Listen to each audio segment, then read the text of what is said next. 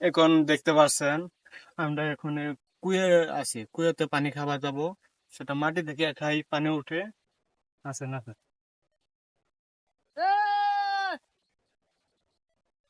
এই জায়গায় মাটির তল থেকে একাই পানি উঠে, আল্লাহর দান আমাদের পাহাড় এলাকায়। ওই যে এটা হলো কুয়া।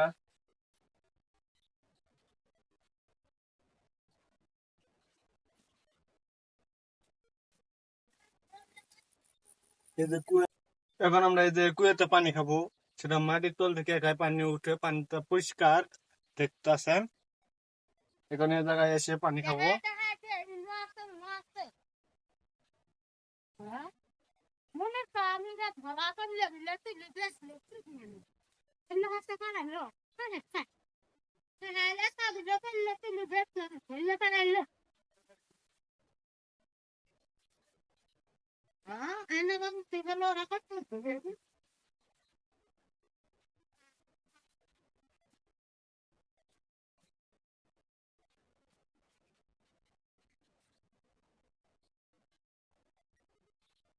আমি কুয়া থেকে পানি খেলাম, পানিটা ওটা পরিষ্কার।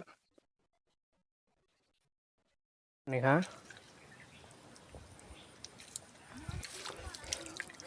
দেখতে পাচ্ছেন কুয়ের পানি অনেক পরিষ্কার, একা ফ্রেশ। তো এখান থেকে পানি খাবো।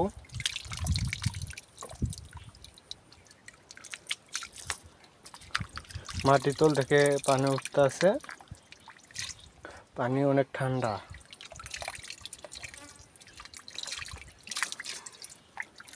দেখেন যে কিরকম পাহাড় থেকে পানি একাই উঠতে আছে।